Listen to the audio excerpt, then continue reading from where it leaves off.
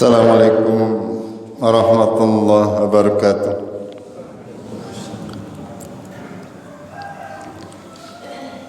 Alhamdulillahi rabbil alamin. Nahmaduhu wa nasta'inuhu wa nastaghfiruh wa na'udzu billahi min sururi anfusina wa min sayyiati a'malina. من يهده الله فلا مضل له ومن يضلله فلا هادي له أشهد أن لا إله إلا الله وحده لا شريك له وأشهد أن محمدا عبده ورسوله اللهم صل وسلم وبارك على محمد وعلى آله وعلى أصحابه أجمعين أما بعد قال الله تعالى في الكتاب الكريم أعوذ بالله من الشيطان الرجيم يا أيها الذين آمنوا اتقوا الله حق تقاته ولا تموتن إلا وأنتم مسلمون. Jamaah subuh rahimakumullah. Marilah kita senantiasa berusaha untuk meningkatkan semangat kita dalam beribadah kepada Allah Tabaraka wa Ta'ala, karena memang kesempatan kita di dunia ini tidaklah banyak. Allah memberikan kita kehidupan di dunia ini dalam batas waktu yang sudah ditentukan. Ketika kita sudah sampai batasnya, maka itu menjadi akhir daripada persiapan kita menuju ke alam akhirat yang luar biasa sulit dan lama. Untuk itu penting bagi kita semuanya untuk menyadarinya bahwasanya kehidupan di dunia ini ibarat permainan dan sendagura belaka dibandingkan dengan kehidupan di akhirat. Tanpa terasa kita juga melalui kehidupan hari-hari di dunia ini sebegitu cepat. Tanpa terasa kita sudah memasuki usia-usia di mana kita barangkali jatah kita di dunia sudah semakin sedikit. Untuk itu jamaah rahimakumullah, mumpung kita masih berada di bulan Ramadan, kita berusaha memanfaatkan waktu-waktu kita untuk berbuat kebaikan ataupun beramal salih yang sebanyak-banyaknya. Karena salah satu cara agar kita bersih daripada dosa-dosa yang kita lakukan sewaktu hidup di dunia adalah banyak-banyak beramal solih. Pada kesempatan yang mulia ini kita masih akan melanjutkan dengan kajian hal-hal yang bisa menggugurkan dosa-dosa kita. Pada kajian yang lalu kita sudah membahas mengenai taubat dan istighfar. Mudah-mudahan panjenengan yang mengikutinya masih ingat. Jamaah rahimakumullah, amal yang ketiga yang bisa kita lakukan agar supaya dosa-dosa kita gugur adalah dengan amal-amal salih.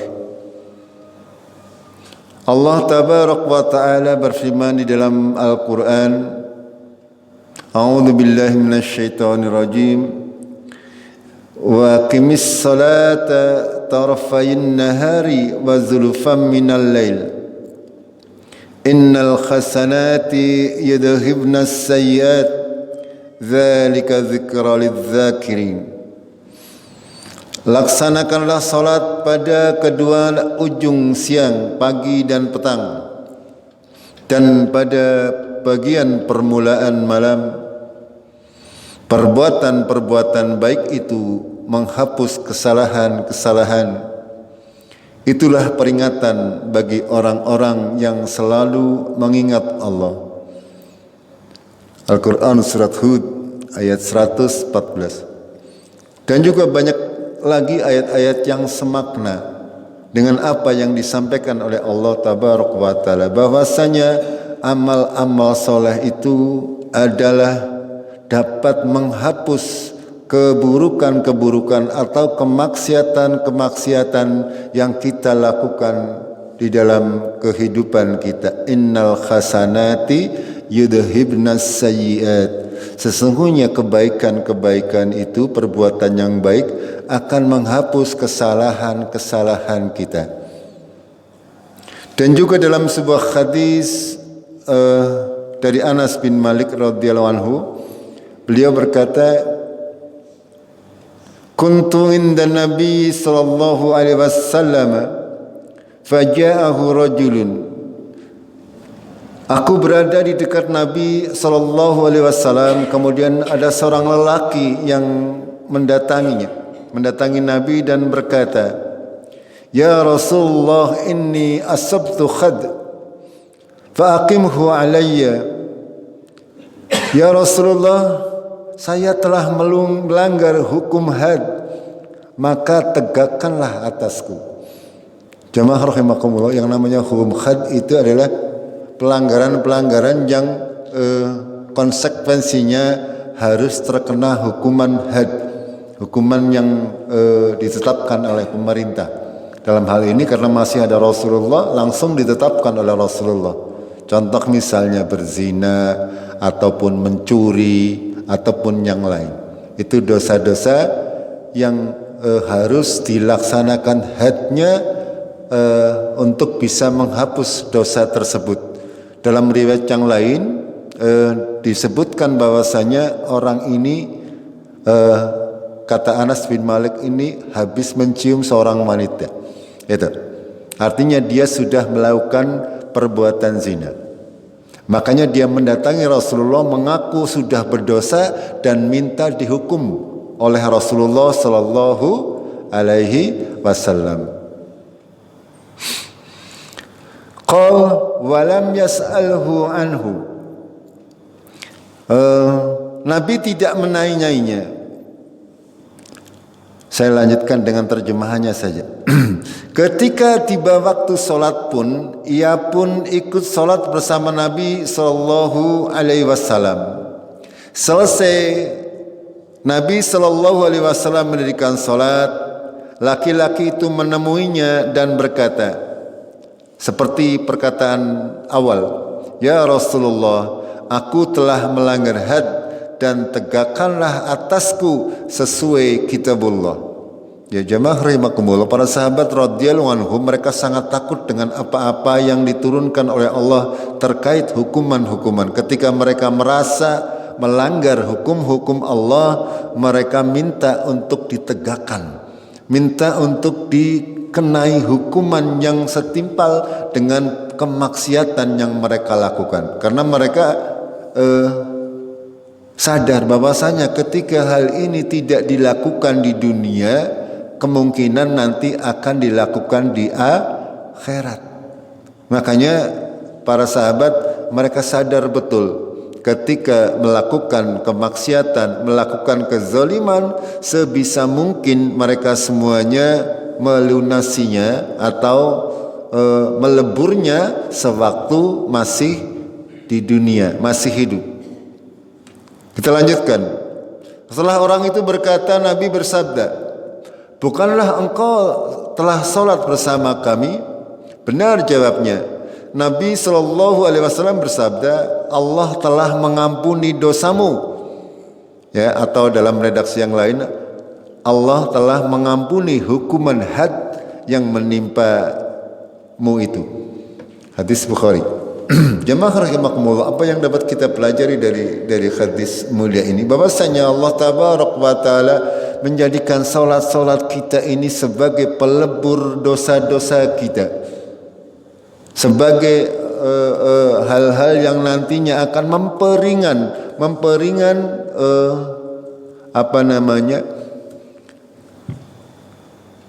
mizan kita di yaumul kiamah, timbangan kebaikan dan keburukan kita, semakin banyak kita mengerjakan amal salih, sudah barang tentu amal-amal salih yang ada tuntunannya dari Rasulullah sallallahu alaihi wasallam, maka itu semuanya nantinya akan membuat dosa-dosa kita dihapus oleh Allah tabaraka wa taala. Jemaah rahimakumullah, banyak sekali hadis dari Rasulullah sallallahu alaihi wasallam terkait masalah ini. Dalam hadis riwayat Muslim, Rasulullah bersabda, "As-salawatul khamsu wal jum'atu ilal jum'ah wa ramadhanu ila ramadan mukaffiratun ma bainahunna ijaztanabal kabair." Salat 5 waktu sehari semalam, subuh, zuhur, asar, maghrib dan isya. Zuhur sebagai penghapus dosa-dosa yang kita lakukan dari mulai subuh sampai zuhur. Nanti ketika kita melakukan dosa lagi, dihapus lagi ketika kita melakukan sholat asar, begitu seterusnya. Begitu juga sholat Jumat ke Jumat berikutnya. Begitu juga dari Ramadan ke Ramadan berikutnya adalah penghapus dosa. Antara keduanya apabila dia menjauhi dosa-dosa besar. Ya, kemarin sudah kami sampaikan. Ya, untuk dosa-dosa besar syarat diampuninya atau syarat gugurnya dosa tersebut adalah dengan taubatan nasuha. Bagaimana tandanya diterima atau tidak diterima? Yaitu semuanya tergantung seberapa kesungguhan kita di dalam bertaubat kepada Allah Azza wa Jalla. Ya, dalam hadis yang populer ketika bulan Ramadan, Rasulullah juga bersabda, "Man shoma Ramadanan imanan wa ihtisaban, ghufira lahu ma taqaddama min dambih." Barang siapa yang berpuasa karena iman dan mengharap pahala, maka diampuninya dosa-dosa yang telah lalu. Dan juga masih sangat banyak, ya, sangat banyak dalil-dalil dari Al-Quran maupun As-Sunnah terkait bahwasanya kebaikan-kebaikan yang kita lakukan, amal-amal soleh yang kita lakukan, ya, adalah akan menghapuskan dosa-dosa walaupun itu sangat banyak. Jemaah rahimakumullah, dari sini dapat kita ambil manfaat bahwasanya Allah tabaraka wa taala sangat-sangat murah, maha pemurah kepada kita. Ya. Berbeda dengan timbangan manusia. Timbangan manusia itu walaupun kebaikannya banyak, kalau ada keburukan yang sedikit, singkatan apa? Yang katan yang baik apa yang buruk biasanya? Ya, gara-gara nila setitik rusak susu sebelanga, begitu Pak? Kalau manusia kebaikan banyak sekali berbuat keburukan, hilang semuanya kebaikannya. Gini betul? Itu berbeda dengan Allah tabaraka wa taala. Berbeda. Allah tabaraka wa taala kalau orang banyak melakukan kebaikan, maka keburukan kecil-kecilnya dihapuskan oleh Allah tabaraka wa taala dengan sebab dia melakukan kebaikan yang banyak. Ya.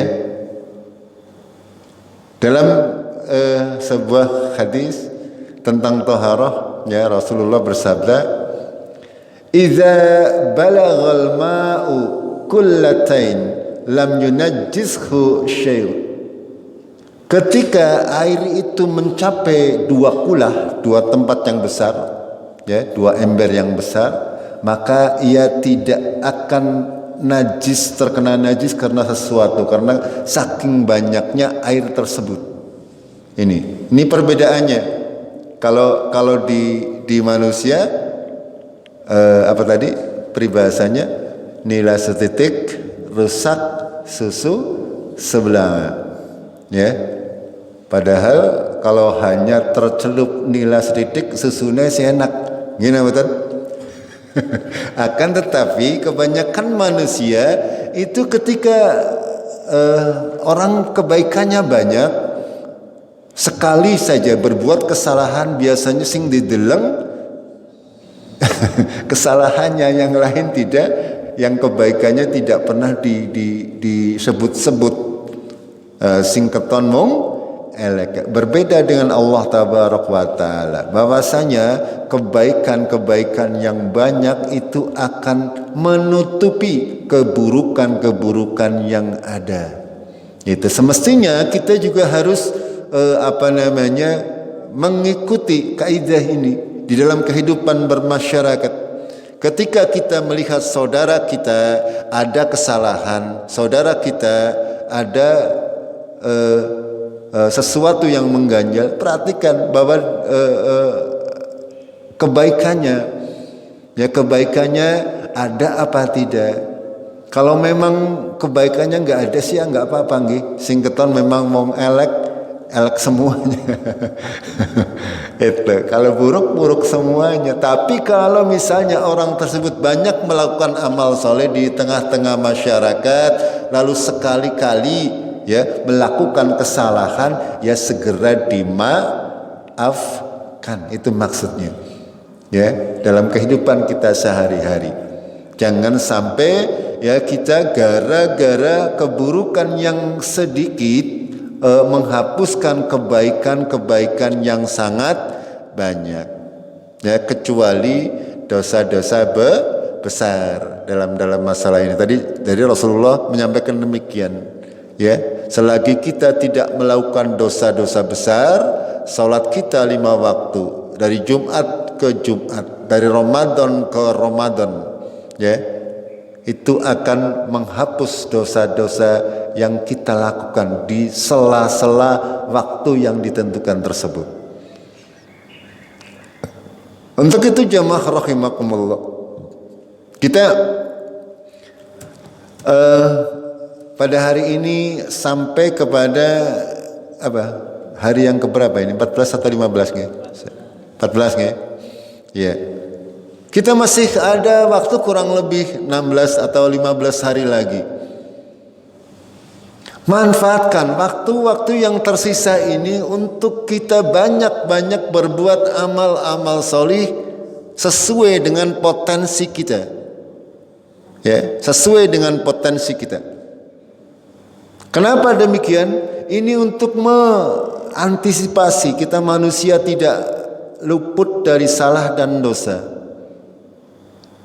Apapun yang kita lakukan terkait kebaikan-kebaikan, manfaatkan yang kita punya selagi masih diberi kesempatan dan waktu luang. Ya, kita punya waktu luang. Ya, terutama di bulan Ramadan ini, ya, kita punya waktu luang untuk contoh yang paling mudah adalah salat 5 waktu. Ya, kita manfaatkan benar-benar. Terus qiraatul Quran kita manfaatkan benar-benar waktu yang ada ini dan kesempatan yang ada ini. Dimanfaatkan benar-benar agar supaya tidak hilang begitu saja. Karena terkadang kita punya kemauan tapi kesempatan dan waktu tidak kita miliki. Ya. Misalnya kita mempunyai potensi untuk ngajari anak ngaji, misalnya ya. Gunakan waktu tersebut. Benar-benar jangan sampai hilang. Misalnya kita punya kemampuan untuk apapun juga. Untuk berdakwah di jalan Allah, manfaatkan waktunya. Ya. Tidak peduli berapa orang yang berhasil didakwai, akan tetapi Allah tidak melihat hasilnya, akan tapi usahanya. Seberapapun usaha kita mengajari orang membaca Quran, kita tidak melihat hasilnya. Akan tapi usahanya itu yang akan dilihat oleh Allah Tabaraka wa Ta'ala. Selagi kita masih diberi kesempatan dan waktu luang, manfaatkan itu semuanya. Begitu juga dengan sedekah misalnya. Ketika kita masih mampu untuk bersedekah, segera sedekah dalam bentuk apapun juga. Jangan sampai ketika kita sudah tidak punya kemampuan ya untuk sedekah, kita tidak akan bisa menentukan kapan kita bisa dan kapan tidak bisa. Selagi ada kesempatan kita bisa, maka segera lakukan. Jamaah rahimakumullah, ada sebuah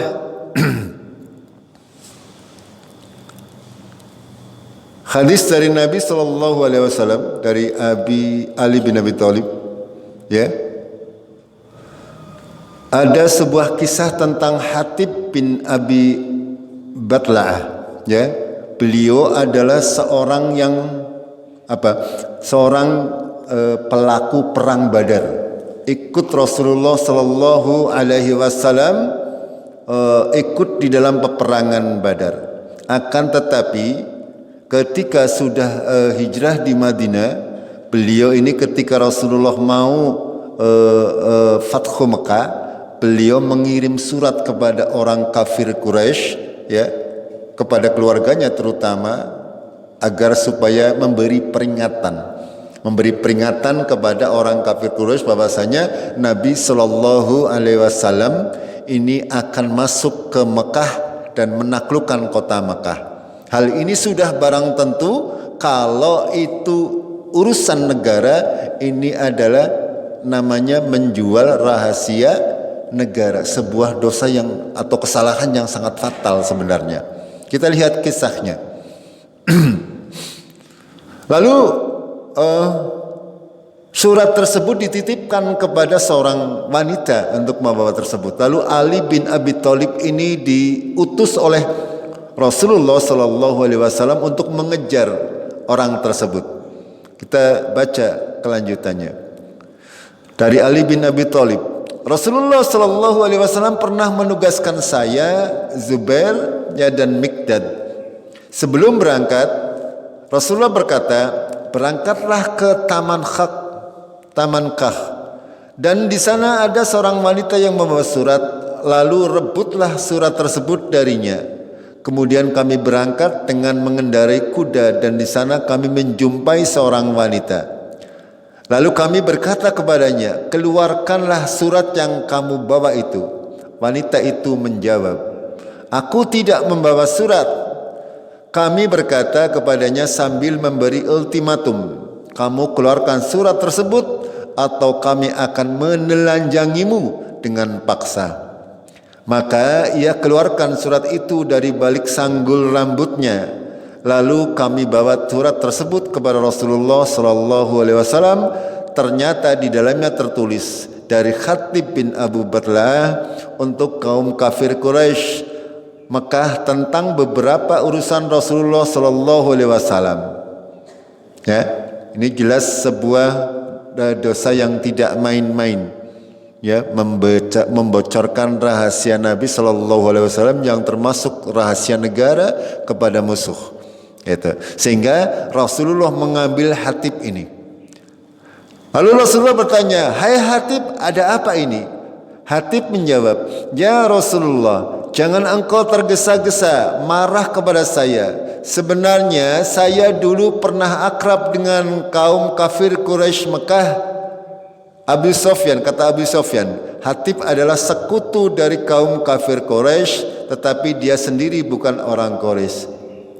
Saya juga dulu kerabat mereka. Ketika kerabat mereka sudah tidak ada lagi, maka saya ingin ada jaminan dari mereka untuk melindungi keluarga saya.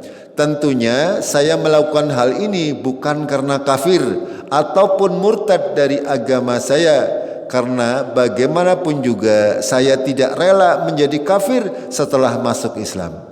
Mendengar penjelasan langsung dari Hatib, Rasulullah pun bersabda, kamu benar hai Hatib.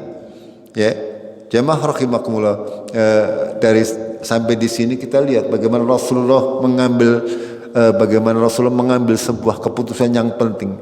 Ya, walaupun kalau kita lihat secara detailnya itu adalah sebuah kesalahan yang besar, akan tetapi Rasulullah mengampuni Hatib ini.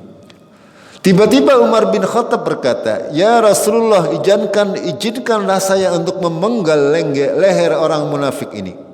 Rasulullah SAW berkata, "Hai Umar, tahukah kamu bahwasanya Hatib turut juga dalam perang Badar?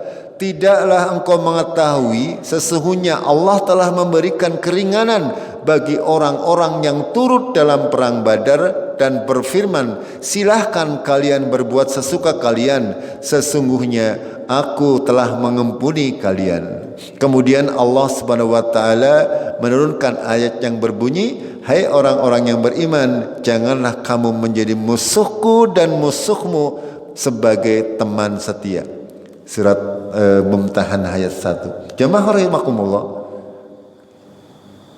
apa yang dapat kita pelajari dari kisah ini? Hatib bin Abi Batla'ah adalah seorang pengikut perang Badar, dan para pengikut perang Badar oleh Allah sudah diampuni dosa-dosanya yang lalu maupun yang akan datang. Kenapa kok bisa memperoleh kemuliaan yang sangat besar seperti itu? Karena apa? Karena derajat nilai daripada amal solih ikut perang Badar itu luar biasa besar, sehingga kesalahan apapun yang dilakukan oleh para pengikut perang Badar oleh Allah akan diampuni. Ini ya, dari kisah yang mulia ini, kisah yang sangat bagus ini, ya, kita ambil pelajaran bahwasanya kebaikan-kebaikan yang nilainya besar untuk kita bisa lakukan itu akan membuat dosa-dosa yang kita lakukan itu akan mudah untuk dihapus. Sama seperti tadi, air yang banyak ya tidak akan terkena najis yang sedikit. Itu bahwasanya apapun yang dilakukan oleh kita pada hakikatnya nanti ya akan membuat kita banyak melakukan kebaikan-kebaikan, termotivasi untuk banyak melakukan kebaikan-kebaikan. Apa yang kita bisa lakukan? Kembali kepada diri kita, apa yang bisa kita lakukan untuk melakukan sebuah kebaikan? Ya, jalannya sangat banyak. Ya, jalannya sangat banyak. Kalau kita mampunya ya dengan melakukan sholat, ya silakan. Melakukan banyak, melakukan membaca Al-Quran, silakan. Mampu adzan 5 kali sehari, silakan.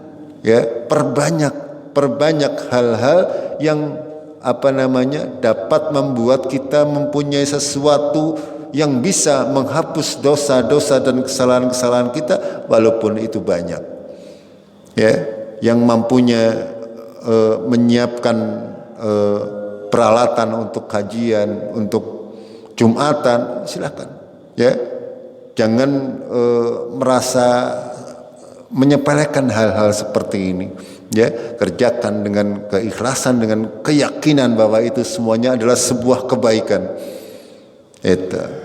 Kita motivasi diri kita untuk banyak-banyak menumpuk kebaikan-kebaikan yang bisa kita lakukan. Karena sekali lagi amal solih kita nanti akan membuat dosa-dosa kita lebur semuanya. Jemaah rahimakumullah, itulah ya motivasi dari Allah dan Rasulnya agar kita berlomba-lomba dalam kebaikan. Mudah-mudahan kita semuanya masih ya diberi kesempatan oleh Allah Tabaraka wa Ta'ala untuk memperbanyak amal-amal soleh kita, ya kita manfaatkan waktu-waktu kita sesuai dengan kemampuan kita, terutama untuk kaum muslimin ya, kaum laki-laki ya, di bulan puasa ini monggo untuk banyak-banyak memanfaatkan waktu luang. Kalau kaum ibu barangkali sudah sibuk di belakang ya, sehingga waktu untuk beribadahnya memang sedikit. Akan tetapi kalaupun panjenengan kaum ibu mengerjakannya dengan tulus ikhlas ya, dengan mengharap ridho Allah, insyaallah itu semuanya juga akan menjadi amal-amal solih yang akan memperberat timbangan kebaikan kita semuanya. Begitu ya?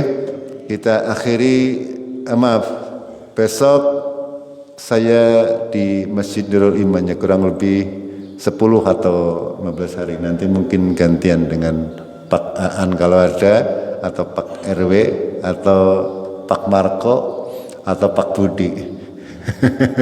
Ya, mumpung isi pada nom ya. Ya, untuk